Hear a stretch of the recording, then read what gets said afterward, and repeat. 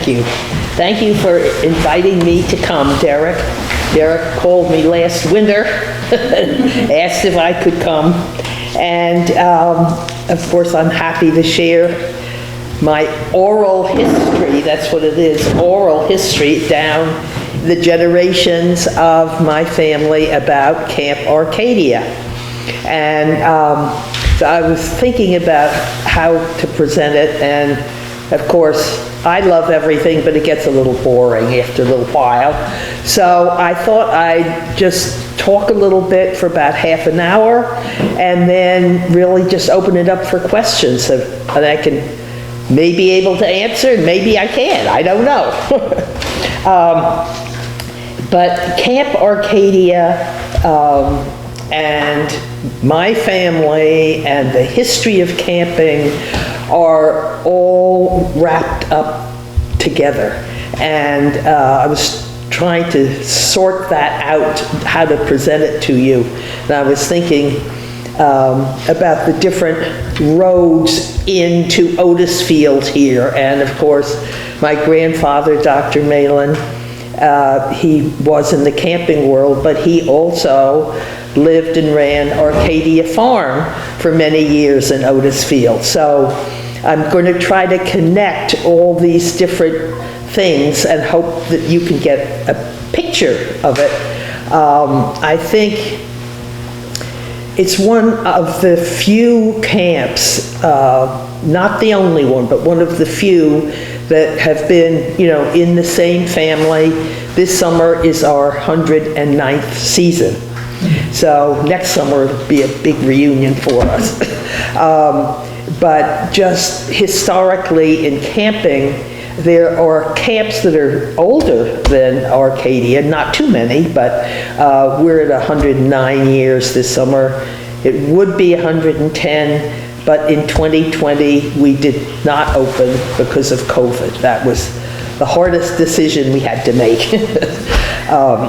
But it started, Camp Arcadia was founded in 1916 by Eleanor Cleveland, who was from Bridgeport, Connecticut. She had two daughters, Dorothy and Phyllis, and her husband was an architect, and they came up and they bought land up here, and he designed our main lodge and the buildings that were at the camp. And they picked the name Arcadia, and it comes from the Greek, from Greece actually itself. In the southern part of Greece, in the Peloponnesus, is an area that is very beautiful and rural, and it has mountains and trees, and it's called Arcadia, the beautiful place where you would like to live and be in peace. And so they picked that word for the camp. Now, I'm going to sort of leave Arcadia for the moment there and back up now to my grandfather, Dr. George Malin, to tell you about him and connecting with Camp Arcadia. Dr. Malin, his name was George Malin, was born in Switzerland in a little town called Le Brassus, and it's about an hour from Lausanne in the French-speaking part of Switzerland. And he had to walk 5 miles each way to school each day. So he was outside, and I have a few postcards here I'm going to pass around, but you can see from the first one that there is a lake, and there are hills around it, and there's pine trees and fields. So already you sort of might have an idea of why he came to Maine and fell in love with Maine, because it was so much like Switzerland where he had grown up. When he was 13 years old, his father's family was in the watch business, like many Swiss people, and they had the Malin Watch Company. And somebody from Tiffany's in New York, the jewelry store, came over and was looking for someone who would run their watch department. They wanted to start a watch department at Tiffany's, and they wanted somebody from Switzerland to do that. So Julian Malin came, that was my grandfather's father, with his family to New York City when Dr. Malin was 13 years old. And so he was educated in the New York City public schools. He graduated from high school, and in those days, believe it or not, you could go to medical school right from high school. So he decided he would go to medical school in New York, which he did, and when he graduated, he already was thinking about youth and their health and how he could improve the health of young people and through science and study. And of course, that was the era, this is the 1880s and 90s of the Industrial Revolution in this country. He came from the country in Switzerland to the middle of New York with lots of factories all around. And the children were, of course, in these factories. They weren't getting out. They weren't having to use their bodies or to use their minds. So he was one of the first educators in the camping world. They were mainly doctors. A lot of them were doctors who said, we want to get these children out of the cities and into the country. And so after graduating from medical school, he joined the YMCA in New York and began working with young people. And one of his students was a man named Appleton Mason. And Appleton Mason, a few years later, asked my grandfather, will you help me start a camp in Maine? And that's Camp Arcadia over on Crescent Lake. So that's a little aside. But then he went with the Y from New York up to Boston and was with the Boston Y for quite a long while. While he was there, they started to take some of the boys to New Hampshire and to Maine on extended little trips. It wasn't really a camp, but it was maybe for a week or 10 days. So he really got into the being out of doors with children at that time. And so he graduated. Oh, I forgot. He decided he'd go back and get a college degree because he said, I think I need a college degree. So he went back. At this point in his life, he was married and had 3 children, and he went to Harvard in Boston and graduated in 1902. And upon his graduation, what was he going to do? And Columbia University in New York offered him a job that he really wanted, which was to be the medical director of Columbia and head of a professor in their physical education department. So he was very happy to go back to New York, which of course is where he had grown up. And so he was a professor at Columbia for 20-some years, 30 years, and that's where my mother and her siblings all grew up in New York City. But he was involved also with trying to go into camping himself. And in 1907, he decided to start his own camp on Sebago Lake, White Mountain Camp. And there's a few things here about White Mountain Camp. It was a camp for boys, and it looked across Sebago Lake to the White Mountains, and of course reminded him of Switzerland. And so in that capacity in the summer, he would invite his friends that he knew, people interested in camping, to come to this area. So on the map over there on the wall afterwards, I hope you'll go up and take a look. It was done by an arts and crafts counselor at camp, but those are all the camps in this area that Dr. Malin helped people to start. And there are 5 or 6 different camps. One, of course, was right here on Pleasant Lake. One of his students at Columbia was Ira Bloom, who came up to my grandfather and said, you know, I think I want to start a camp too. So I think there had been, I think Gene probably knows this, I think there had been some camp in that spot before. But anyway, my grandfather found it, and Ira Bloom started Camp Powhatan right here on Pleasant Lake. So during those years, his family had grown. He had 7 children, 1 boy and 6 girls. But all the girls were growing up at White Mountain Camp on Sebago Lake. Well, one of those girls was crazy about riding.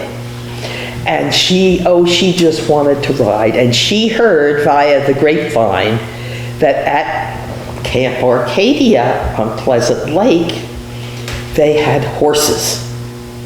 And so she just begged her parents, can't I come over? And not only were they horses, but as I mentioned, the Clevelands lived in Bridgeport, Connecticut, where Mr. Barnum of Barnum and Bailey Circus lived. So the horses from Barnum and Bailey Circus came up to Arcadia in the summertime. And so the Clevelands said that the daughter, her name was Renee, could come and be a camper. There were about 8 or 9 campers at Camp Arcadia. And Mrs. Cleveland said, well, I think you have an older daughter. Couldn't she come and help to organize a program? And that was my mother, whose name was Juliet. And so she was in college then, and she went to Barnard College in New York, part of Columbia University. And so she came as the first head counselor program person. And she was there, that was 1918 and 1919. And then the Clevelands decided to sell the camp, so my family got connected in 1920 to Camp Arcadia.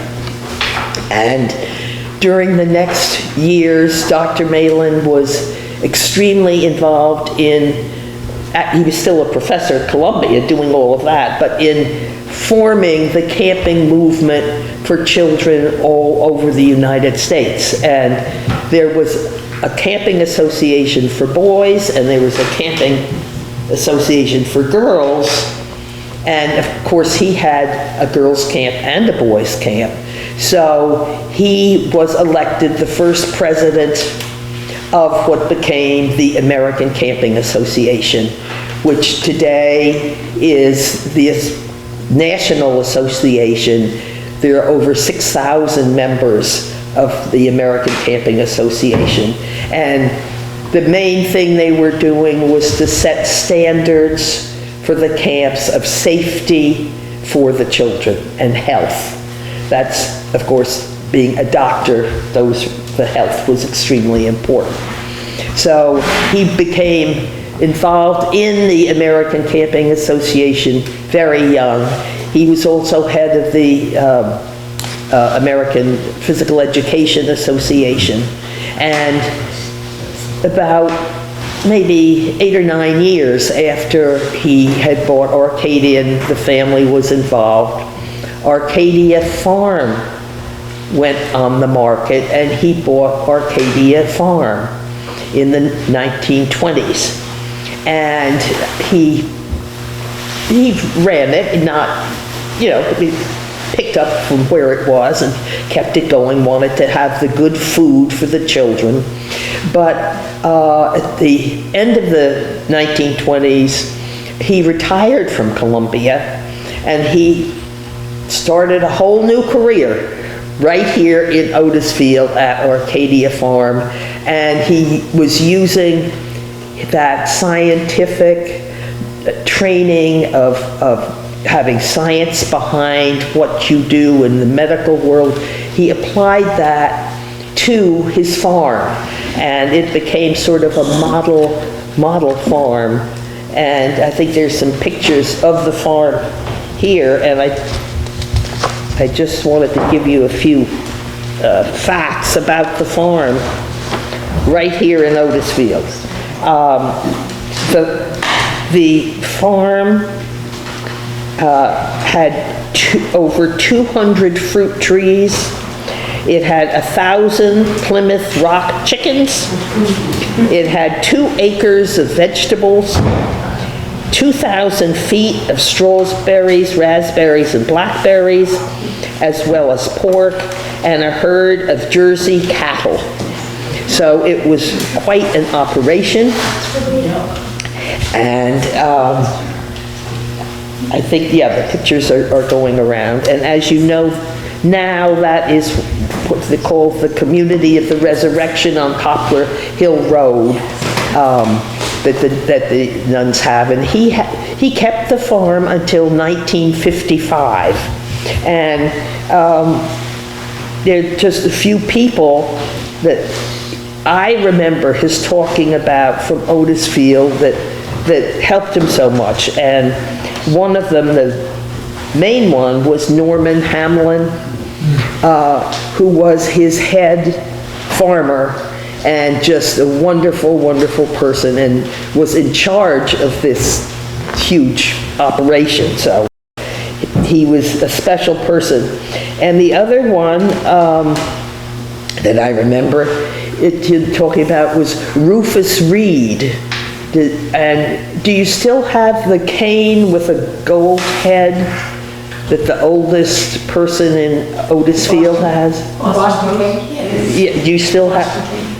Yes. Because Rufus Reed had that cane. I remember that. And he would walk from his house in Otisfield every day to the farm. And then Ella Baker, who lived here, she also helped my grandmother at the farm. So those are 3 people I remember they're talking about.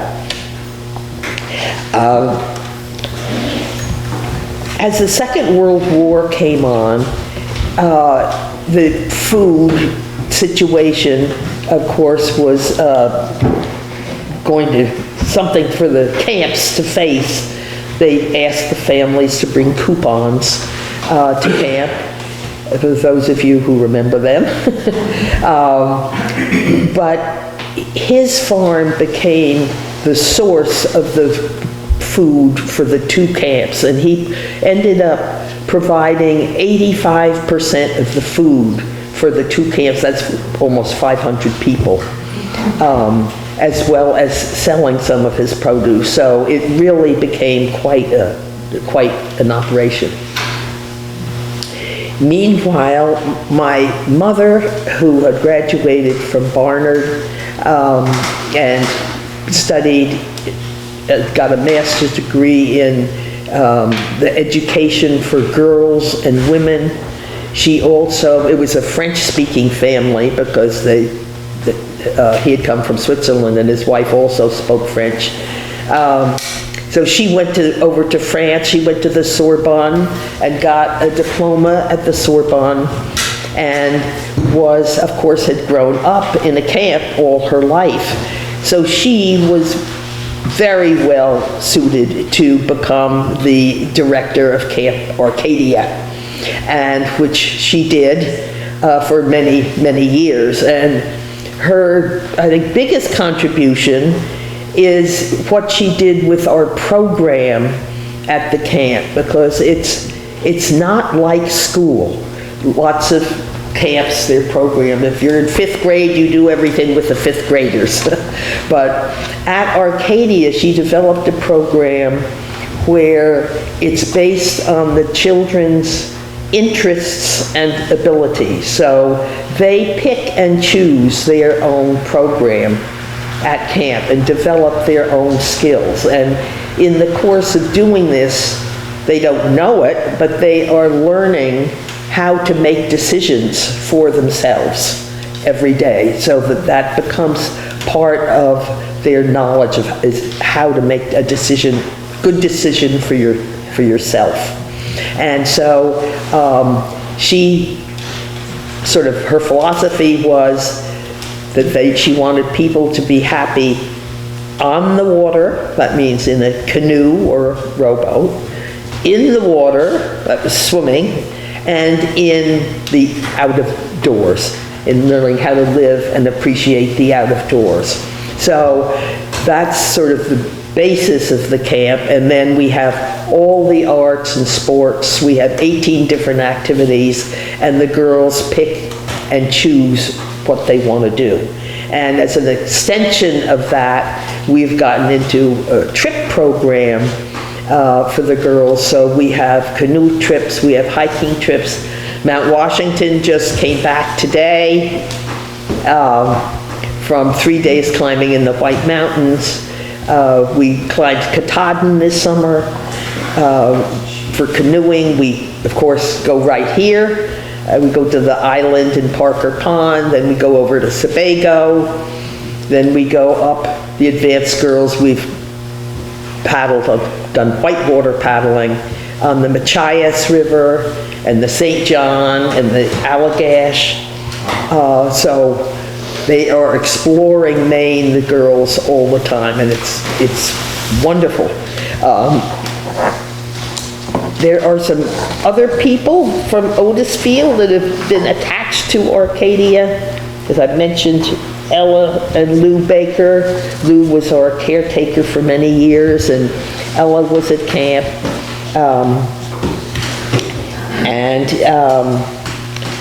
Then Ralph Lamb was, of course, with us for many, many years, and Frank Blauvelt and Mr. Jackson helped us out a lot, and his 3 daughters were all worked for us in the kitchen. They were wonderful girls.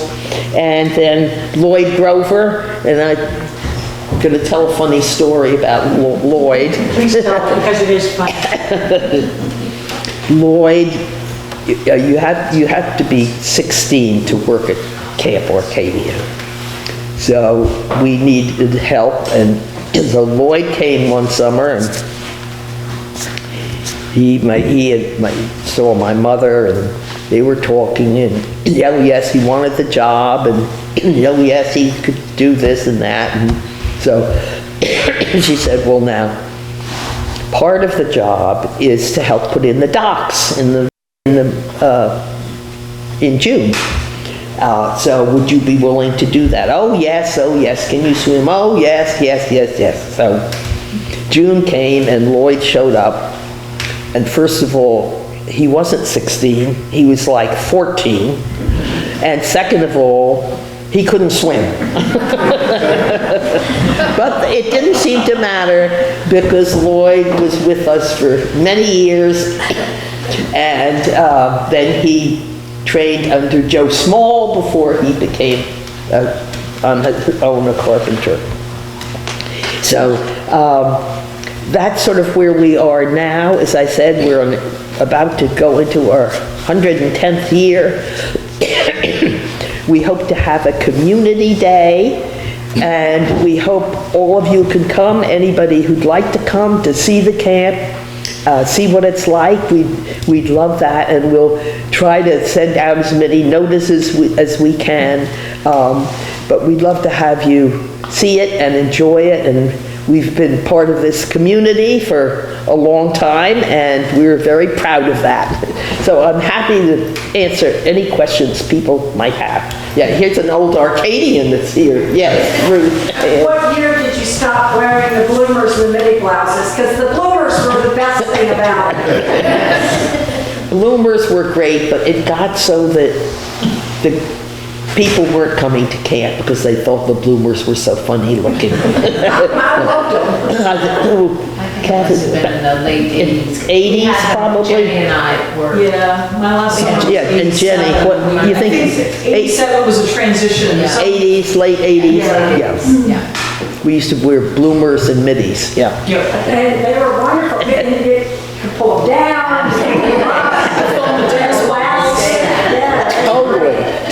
Exactly, I agree. Do you have a picture to show us? As a matter of fact, I do on my phone. And I do still have my blue and black jacket with my spirit pin on it. Talk about climate change. We used to have this blue, probably yours, was wool, 100% wool. And everybody wore their wool, blue and black, to breakfast every morning because it was so cold.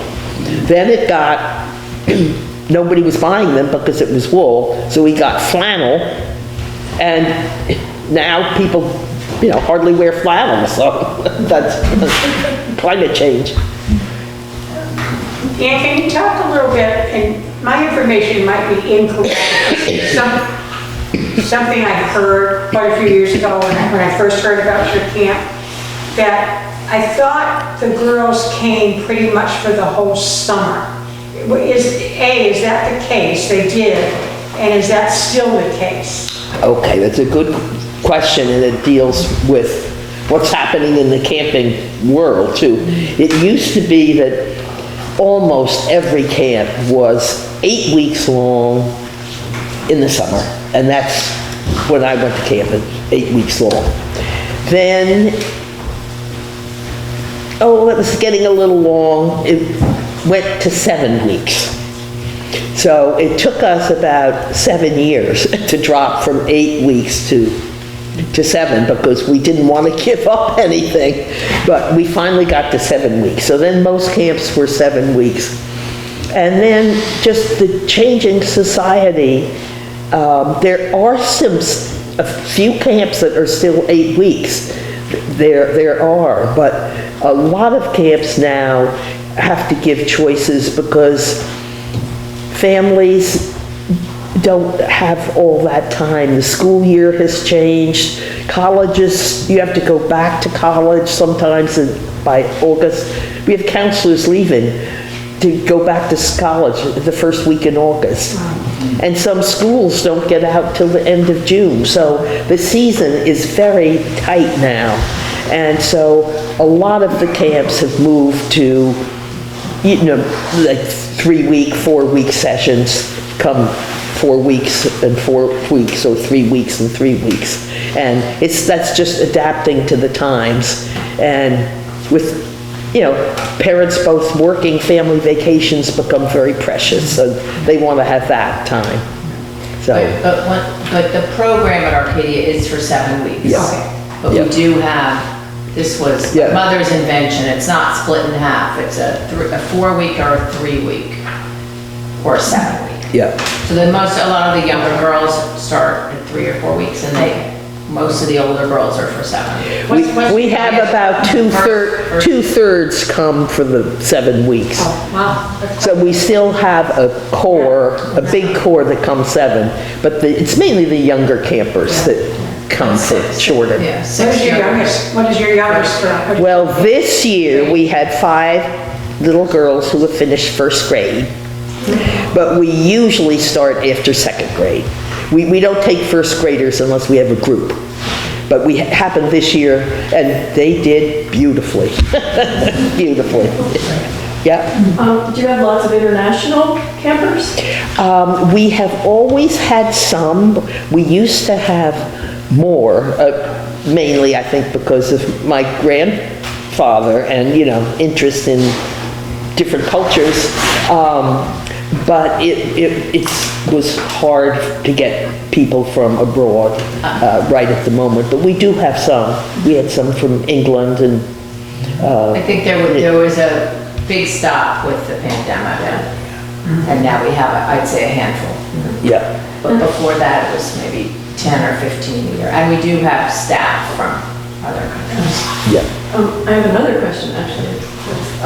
I'm just wondering, can you talk a little bit about the impact of, Arcadia and Powhatan are probably the best well-known camps that were on the lake, and you talked about them sort of working together with the food and everything during the war. What was the impact of all of like Hope Camp and Tall Timbers and Wernonia and Truda? And I think there were I think it was 8 camps on the lake. Does anybody know whether it was 8 or? There was Songo, I mean. I think there used to be 8 camps on the lake. Of course, True, that's how happened. we have another camp represented here. What camp is that? Huh? Yeah. Okay. There have been many camps on the lakes, and I think on this lake, and I think it's a major factor in why this lake is so beautiful and pristine. And I was down the other night on the lake for almost 2 hours. One boat went by. The loons were out talking. Because the people who sold the camps, a great many of them really cared about the lake, and so when they divided their camps up, they had bigger pieces of property which protected the shores of the lake. And I don't know how many of you are involved in the Lake Association. I'll just make a pitch for the Pleasant Lake Parker Pond Association. You should all be members, because we're working hard to try to keep it, the way it is. Mainly now, of course, the milfoil and other invasive plants.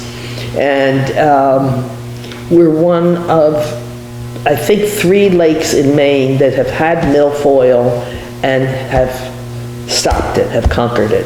It took a long time, but it's just a beautiful lake. And where would Camp Arcadia be without the lake? Nowhere. So, yeah, I think the camping, because there were camps on the lake, it somehow has attracted people who really care about the lake. It's wonderful. Yeah. Here we are. Do you know how the campers got here 100 years ago? Well, I know a little bit. I didn't ask if you were driving, but what did you I'm not quite there yet, but I have seen pictures of trains leaving campers. yeah. Is that here? There was certainly during the Second World War, there was a State of Maine Express, and it went from Grand Central Station in New York, and it came to Portland. And then we would meet the girls in Portland and drive them out. And it used to be that most people came that way. Then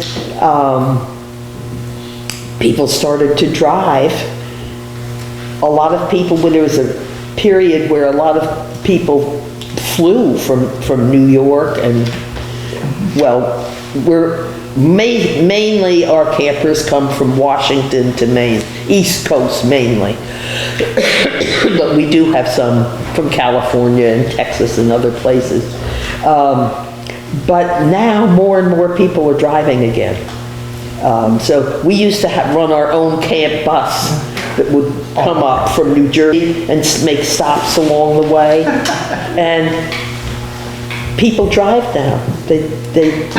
I don't know what the trend is, but they drive their campers, at least to Arcadia.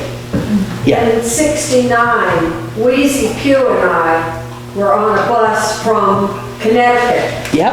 And we stopped all the way. That's right. That's right. And we did that till about 5 years ago. We had the bus, yeah. And then the parents said, no, we're going to drive. So now we have a small bus, but not the same.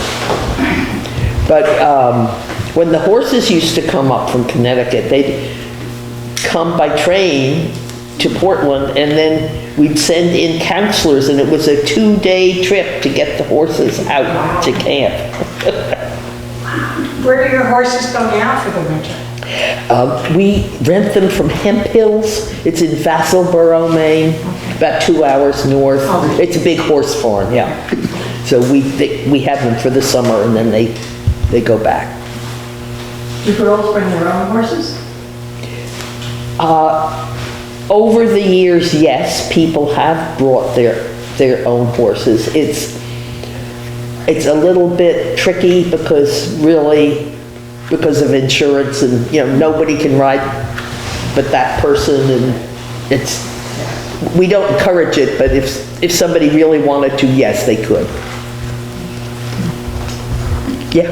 Can you tell me a little about the tuition and maybe with their scholarship funds, and what about an endowment over time? Yeah. Thank you for asking. That's very important. In 1987, we decided to start a scholarship foundation. The main purpose of it is to provide income for people to go to Camp Arcadia who would not otherwise be able to afford to go. And we started very small, but it was a Camp Arcadia alumni who, she had been never a camper, she'd just been a counselor, but she had loved camp, and she'd made wonderful friends at camp that she kept up with throughout her life. And one of these dear friends passed away, and in her honor, she wanted to do something. They had both been to camp, so that's how the seed money first started for the Scholarship Foundation. And it's been creeping along over the years and growing, which is wonderful. And as a matter of fact, right now, the president is Catherine Fritts. She's right here. And do you want to tell them about the endowment, Catherine? Sure, well, it's about $1.6 million, and that's from contributions. A couple people have given, as my mother said, some larger gifts and growth in the market, and people give every year. We also have annual contributions, and for the last few years, it's supported about 30 girls a summer. Some of that is full tuition for the full summer, some is full tuition for the shorter sessions, some is partial. And so it's a very generous community of mostly alums and some friends and parents. And we're very thankful, and there's more need than we can provide at the moment, but we are very happy with what we can do. But we're up to about 30 children a year get. And they come, we try to have a focus on Maine, a focus on rural, cities, suburban, so it's a diverse group of people. What did you say your enrollment is this summer? What's your enrollment this summer? Well, it varies. The top was about 130. That's a little down from where everything is pre and post COVID. And COVID really financially hit the camps very, very hard. As you know, most of them didn't open because they just we didn't feel we could keep the children safe. So we didn't open, but the camping industry it's like 5 to 7 years to get over COVID. So it's fine. It's fine. It's getting fine. Yeah. Yeah. And you've always been very traditional camp, and I know that, well, I don't know, but I'm wondering, I know we've talked, you and I, about water skiing, and you had water skiing at one point and then decided not because of the gasoline. That's a whole topic that's lots of fun. Things we used to do because we didn't know any better, and things that now that we do know. We used to, for instance, wash our hair in the lake. we go down every week and we suds up and we thought that was perfectly fine. Nobody knew any better. And, camp has changed as we've learned more. And one of those things was water skiing. We did have water skiing. And of course, the kids loved it. It's a lot of fun. It's exciting. It's wonderful. But it's a lot of oil and gas going in the lake. And so we stopped it. We do have a motorboat for safety on our waterfront, and especially because we do quite a bit of sailing, and we have to be out near the girls for safety. But we don't just, for safety, not for an activity, yes. Hooray for you. In the 70s, right? Was that another question? You mentioned COVID a couple of seconds ago, but I'm wondering, was there ever a period of time when I had an uncle who was at a camp in New Hampshire who developed polio while he was there. Was there any other health risks over the time in terms of? No, although in the early years, this is just a general comment, a lot of people sent their children to camp to avoid polio. I mean, to get them away from the cities and congestions, and that's just sort of a fact in camping and the history of camping, that was a factor of parents sending their children to camp to avoid polio. But then, of course, the vaccine came in, so it hasn't, as far as I know, in my lifetime, it hasn't been an issue. Yep. Great, thank you.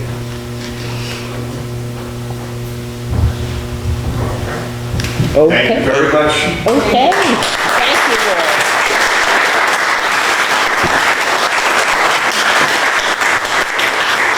Questions at the table, displays, and And please look at the map over there. It's so pretty.